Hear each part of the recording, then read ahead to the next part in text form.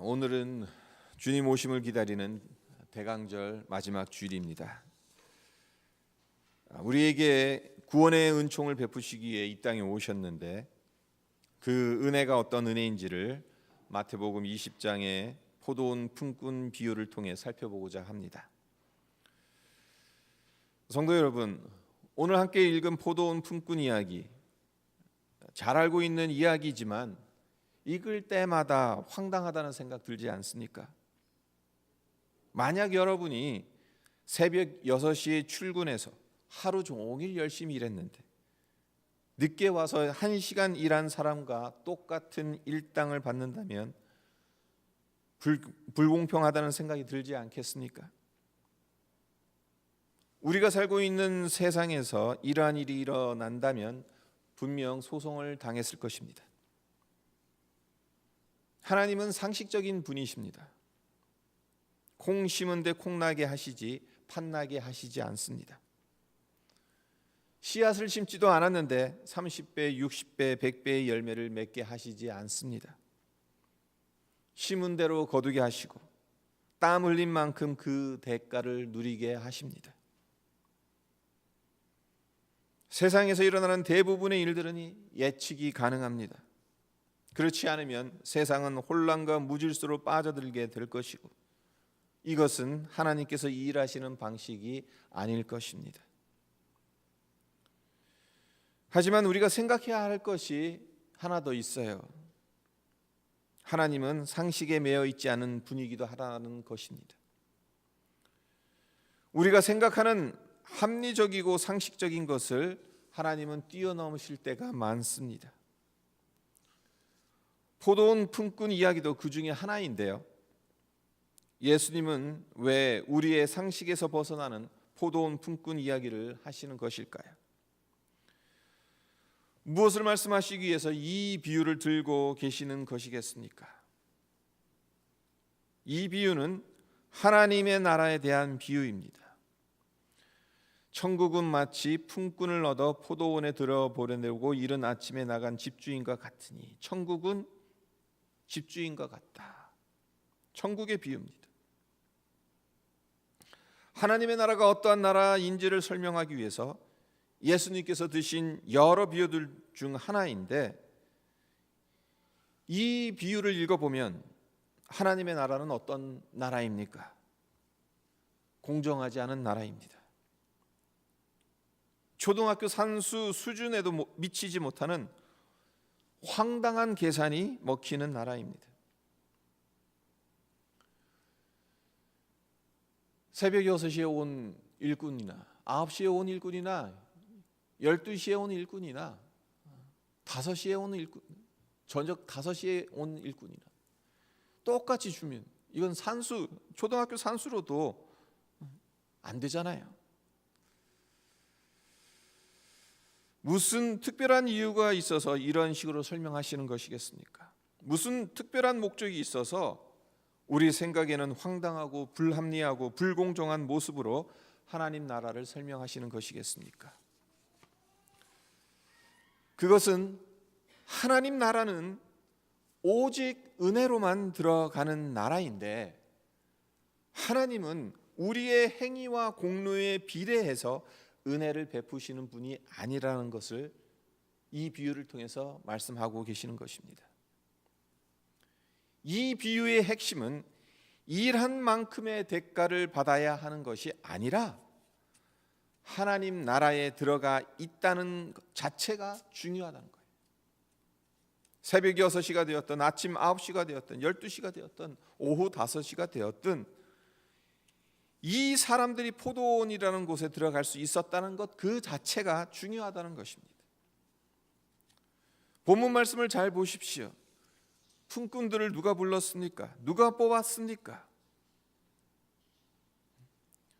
집주인이 품꾼들을 뽑았잖아요. 그리고 이 비유의 전체적인 맥락을 보면 특별히 6절과 7절을 보면 집주인이 품꾼들을 데리고 온 목적이 일을 시켜서 이윤을 내는 것이 아니라 그저 누구든 포도원에 들여보내려는 것이라는 사실을 발견하게 되지 않습니까? 제 11시에도 나가보니 서 있는 사람들이 또 있는지라. 이르되 너희는 어찌하여 종일토록 놀고 여기 서 있느냐. 이르되 우리를 품꾼으로 쓰는 이가 없음이니이다. 이르되 너희도 포도원에 들어가라 하니라. 자신의 이득을 위해서가 아니, 이 포도원에 들어가서 일 시키고 싶어서 그러했던 것입니다.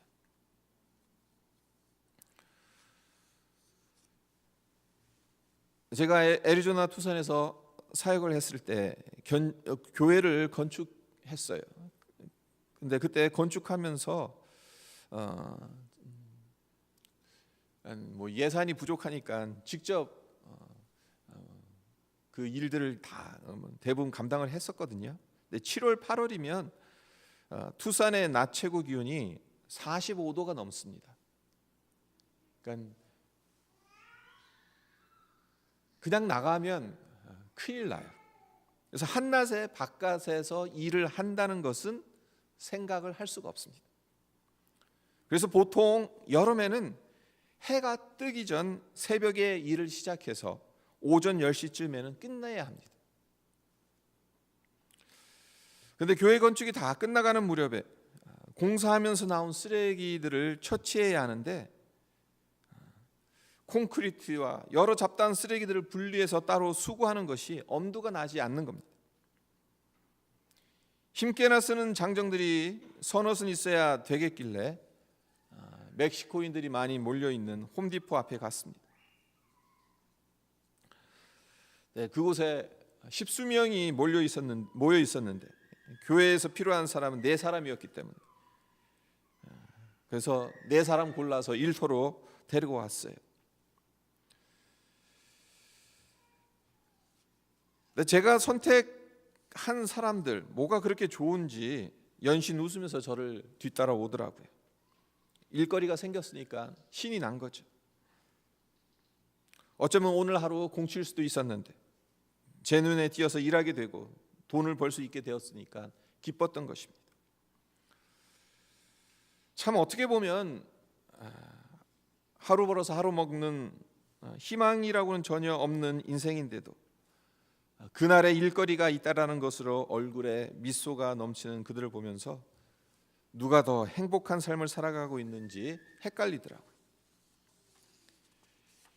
여하튼 제가 드리고 싶은 말씀은 저에 의해서 뽑혀온 멕시코인들은 교회 앞마당에서 일을 할 수 있었다는 것입니다. 저야 쓰레기를 치우려는 목적으로 반나절 사람들에게 일거리를 준 것이 전부입니다. 하지만 하나님은 어떻습니까?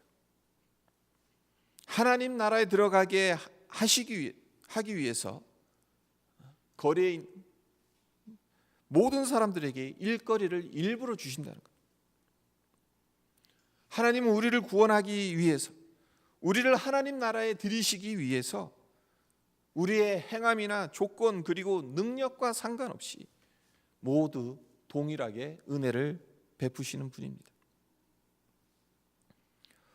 포도원 주인이 아침 일찍 나와서 포도원에 들여보낼 사람들을 찾고 그 후로도 계속해서 사람들을 찾아서 들여보낸 것처럼 하나님은 인류 역사 이래로 계속해서 하나님 나라에 들여보낼 사람들을 찾으셨고 지금도 찾고 계시다는 것입니다.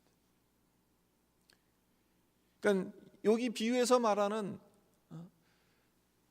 오늘날로 치면 새벽 6시, 9시, 12시, 오후 5시 이 시간대는 어떻게 보면 인류 역사 전체를 말하고 있는지도 몰라요. 하지만 그렇다고 해서 하나님께서 시간에 제한 없이 무한정 찾으시는 것은 아니죠. 이 점을 간과해서는 안 됩니다. 오후 6시가 되면 파장해야 하는 것처럼 최소한 그 이전에는 포도원 안에 들어가야 되는, 오후 5시엔 포도원 안에 들어가야 돼요. 그와 마찬가지로 우리 입장으로는 그때 그 시를 알 수 없지만 하나님 나라에 들어가고 싶어도 들어가지 못할 때가 반드시 온다는 겁니다. 죽는다는 것은 호흡이 끊어지는 것만을 의미하지 않습니다. 죽는다고 끝이 아닙니다. 하나님 나라에서 영원히 사는 것 아니면 지옥에서 영원히 고통 속에 놓여지는 것 둘 중 하나밖에 없을 겁니다. 따라서 하나님께서 우리를 찾고 계실 때 예수님의 보혈에 의지해서 응답해야 합니다. 아직도 시간이 많이 남았다고 생각해서는 안 된다는 거예요. 부르셨을 때 그때 들어가야 되는 거예요. 그리고 어쩌면 우리는 새벽 6시 아니면 9시, 12시에 하나님 나라에 이미 들어온 자들이라고 말할 수 있는데, 오늘 말씀 속에서 우리가 깨달아야 할 것이 무엇인가요? 성도 여러분, 혹시 이런 생각을 해보신 적은 없으십니까? 평생 내 멋대로 살다가 죽기 직전에 예수님 영접하고 천국 가면 되는 것이 가장 수지 맞는 것 아니냐? 굳이 새벽 6시부터 포도원에 가서 일할 필요가 있냐고 생각할 수 있잖아요. 새벽 일찍 오나 오후 늦게 오나 천국 티켓이 똑같이 주어진다면 새벽 일찍부터 와서 일하는 것이 바보 같아 보이고 억울하게 느껴질 수 있지 않겠습니까? 내가 일을 더 했으니까 더 좋은 구원을 얻어야 할 텐데 늦게 온 사람이 나와 동일한 대우를 받기 때문에 불공평해 보일 수 있습니다. 그래서 새벽 6시부터 일한 품꾼들처럼 먼저 된 자의 권리를 요구하기 쉽습니다. 아니면 그 반대로 하나님의 은혜를 악용하는 경우가 얼마나 많은지 모릅니다. 왜 그렇습니까? 왜 은혜는 너무나도 쉽게 악용될 소지가 있는 것이겠습니까? 놀라운 하나님의 은혜라는 책에서 필립 얀시가 그 이유를 이렇게 설명했습니다. 하나님의 은혜에는 위험 부담이 뒤따르기 때문이다. 하나님의 은혜의 속성 자체가 이미 그 안에 위험 부담이 다분히 있다는 거예요. 어떤 위험 부담입니까? 얀시는 이런 예를 듭니다. 예전에 한 100년 전, 200년 전엔 오스트레일리아 자체가 어떠했습니까? 오스트레일리아 대륙 자체가 감옥이었잖아요. 오직 배로만 갈 수 있었던 시절. 그래서 유럽 대륙과 워낙 멀리 떨어져 있기 때문에 한 번 오스트레일리아로 들어가게 되면 나오는 것이 거의 불가능했던 시절. 그 당시에는 오스트레일리아가 흉악범들을 가두는 감옥으로 널리 알려져 있었습니다. 그런데 바로 그 감옥에서 평생토록 살아야 하는 무기징역수가 어느 날 아무런 이유 없이 동료 죄수를 때려 죽이는 사건이 발생합니다. 그래서 그 죄수는 재판장으로 소환돼요. 판사가 무기징역수에게 살인 동기를 물게 되니까 죄수가 뭐라고 이야기를 하냐면 평생토록 감옥에 갇혀 살아야 한다고 생각한, 더 이상 살아야 할 이유를 찾지 못해서 살인을 저질렀다고 말을 합니다. 말도 안 되는 소리를 하는 거죠. 그래서 판사가 이렇게 말합니다. 그러면 차라리 바다에 빠져 죽을 것이지 왜 사람을 죽였냐고 죄수에게 되묻습니다. 그러자 죄수가 하는 말이 자신은 천주교 신자이기 때문에 자살하면 바로 지옥행이라는 거예요. 하지만 살인을 저질러서 사형 선고를 받고 교수대에서 죽게 되어도 죽기 전에 신부에게 고해성사를 하면 용서를 받을 수 있고 하늘나라에 들어갈 수 있으니까 바다에 빠져 죽지 않고 살인을 저질렀다고 말을 한 겁니다. 참으로 회개망측한 변명이죠. 하지만 은혜는 잘못 사용될 위험 부담이 다분히 있다는 것을 명확하게 보여주는 예입니다. 우리는 어떻습니까? 이 정도까지는 아니더라도 우리 역시 죄를 범해도 하나님이 용서해 주실 텐데, 회개하면 사함을 받을 텐데 하면서 죄를 가볍게 여길 때가 많지 않습니까? 유다서 4절을 보면요, 이런 말씀이 나와요. 하나님의 은혜를 도리어 세욕거리로 바꾼다. 교회 안에서 거짓 선지자들의 꾀임에 빠져 하나님의 은혜를 도리어 세격거리로 바꾸는 일들이 비일비재하게 일어났다는 겁니다. 초대교회 당시에 그러한 일이 실제로 있었기 때문에 유다서 기자가 경고하고 바로잡기 위해서 이런 말씀을 하는 겁니다. 그리고 필리비안시의 말을 빌리자면 은혜의 속성을 악용해서 우선 당장 욕심대로 하고 나중에 회개하려는 속셈을 품고 행동하다 급기야는 은혜를 세욕거리로 만들어버리는 경우가 하나님의 백성들에게 실제적으로 일어날 수 있다는 것입니다. 그런데 대단한 것이 있어요. 대단한 것이 무엇이냐면요, 주님은 분명히 인간의 이러한 부패한 마음으로 은혜를 악용할 소지가 충분하다는 것을 아셨음에도 불구하고 은혜 베푸는 일을 중단하시지 않는다는 겁니다.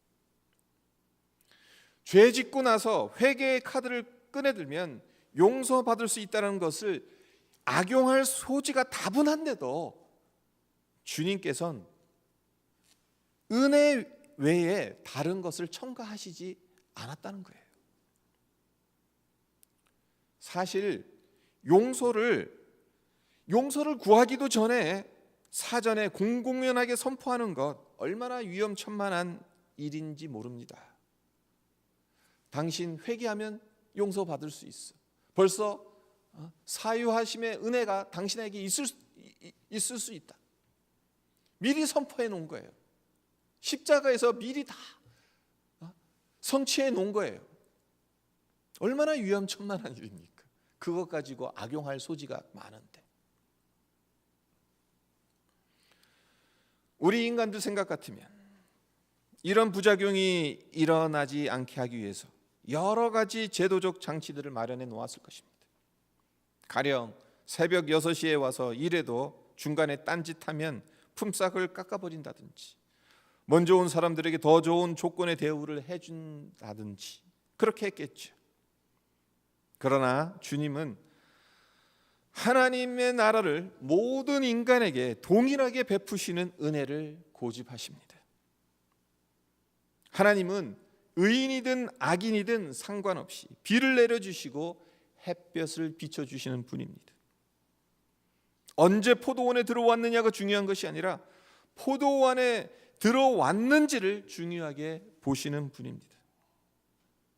성도 여러분, 주님께서 왜 그렇게 하셔야 하는지 주님의 마음이 읽혀지십니까? 주님의 은혜가 얼마나 큰지 헤아려지십니까? 뻔히 악용될 것을 아시면서도 한 사람이라도 더 구원받기를 원하시고 한 사람이라도 더 하나님의 나라에 들어오기를 원하시기 때문에 최대한 구원의 문, 은혜의 문을 열어두시는 하나님의 심정을 포도원에 먼저 들어온 우리가 깨달아야 하지 않겠습니까? 먼저 들어와서 더 많이 일을 하고도 똑같은 품삯을 받는 것을 억울해하지 말고, 먼저 들어와서 일했기 때문에 하나님의 사랑을 더 깊이 체험했고 죽고 난 이후에야 누릴 수 있는 천국을 이 땅에서 미리 경험할 수 있었던 시간이 남들보다 많았다는 것을 감사해야 하지 않겠습니까? 시카고 트리니티 신학교에서 철학을 가르치는 클리포드 윌리엄스라는 분이 이런 말을 했습니다. 제자도란 은혜로 사는 삶이다. 맞는 말입니다. 하나님께서 우리를 먼저 부르신 이유는 새벽부터 일시키고 일당은 늦게 들어온 사람들과 똑같이 주셔서 골탕 먹이려는 것이 아니라 제자로 살아가라고 부르신 것입니다. 은혜로 살아가는 것 그 자체가 제자의 삶이라는 것입니다. 하나님을 진정으로 사랑하며 하나님의 마음을 헤아리며 주님 걸어가셨던 길을 따라가라고, 그래서 천국이 우리들을 통해 계속 확장되는 거룩한 사명을 감당케 하시기 위해 우리를 먼저 부르신 것입니다. 아무쪼록 성도들 그리고 청년들, 주님의 오심을 기다리는 대강절 그리고 인생의 모든 여정을 제자도란 은혜로 사는 삶이라는 것을 마음에 새겨서 하나님의 은혜를 헤아리며 하나님의 은혜에 합당한 삶을 살아감으로 하나님께 영광 돌리기를 주님의 이름으로 축원드립니다.